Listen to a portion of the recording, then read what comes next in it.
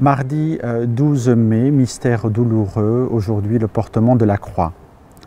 Sur le chemin du calvaire, un seul homme, Simon de Cyrène, aide un autre homme, Jésus.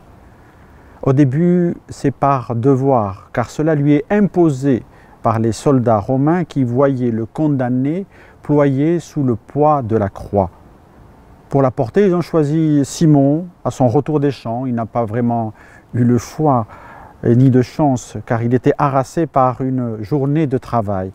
Mais en partageant le poids de la croix avec Jésus de Nazareth, Simon se trouve bouleversé. En grande proximité avec Jésus, dans la peine et la souffrance, Simon sent monter en lui l'effet de la grâce. Il est en train d'aider le Fils de Dieu.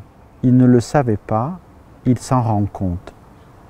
Dans une moindre mesure, mais avec une même disposition, c'est ce que nous accomplissons envers les malades, les prisonniers, les étrangers, les affamés.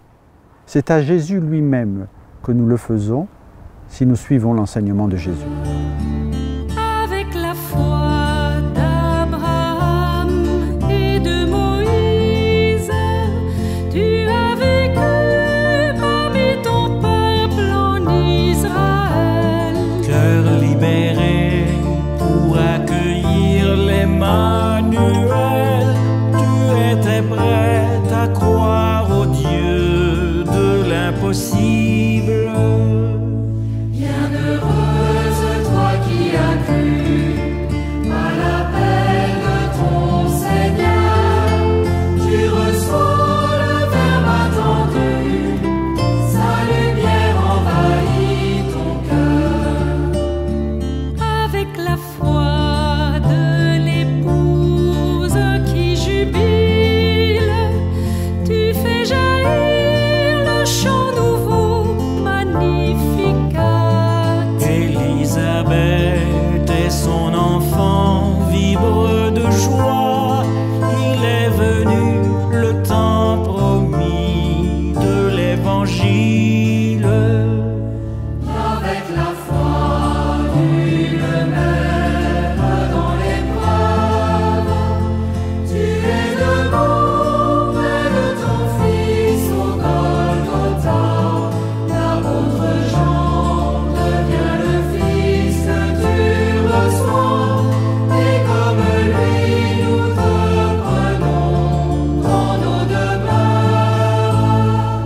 Avec ta foi en Jésus, vainqueur de Pâques, tu oses voir la puissance de la vie.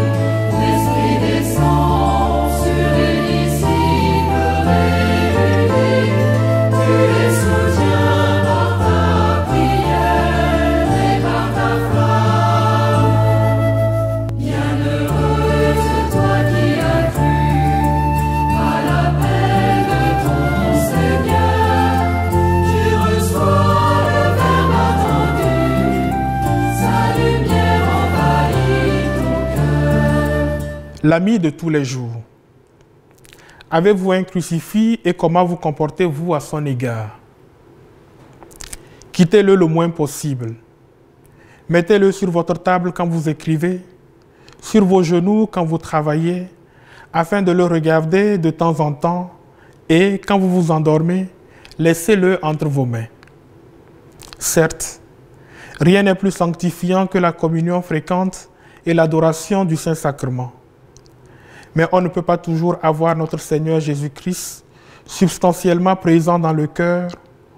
On ne peut pas être constamment à ses pieds. On peut toujours avoir son image sur soi, et cette image vous dit bien des choses.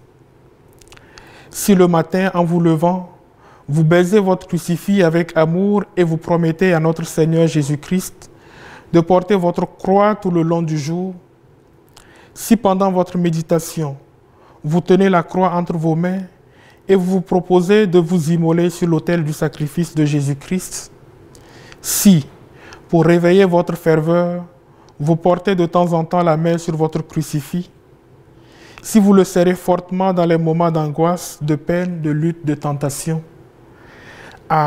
il m'apparaît bien difficile que votre crucifix ne devienne pas pour vous un ami, un confident. Lettre du Père Emmanuel d'Alzon.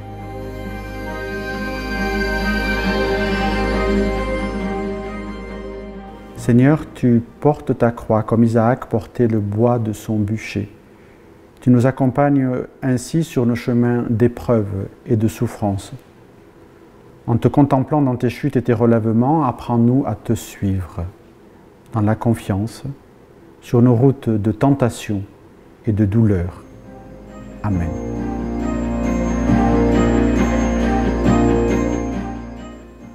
Quand la croix pèse sur nos épaules, nous voulons croire que Dieu, qui est fidèle, ne permet pas que nous soyons tentés au-delà de nos forces. Marie, notre Mère, quand nous souffrons ou voyons souffrir ceux que nous aimons, que ta compassion fortifie nos cœurs. Quand nos familles sont déchirées et que nous sentons impuissants à alléger les fardeaux de ceux que nous aimons, Marie, notre Mère, aide-nous à accueillir et donner le pardon, à apaiser les conflits dans l'espérance de la réconciliation. Quand nos communautés sont atteintes par le mal, la jalousie ou l'hypocrisie, nous restons appelés à vivre dans la vérité et à en témoigner. Marie, notre Mère, obtiens-nous la conversion du cœur sans laquelle nous ne pouvons servir la transformation du monde. Femme, voici ton fils, voici ta mère. Dès cette heure-là, le disciple l'a pris chez lui.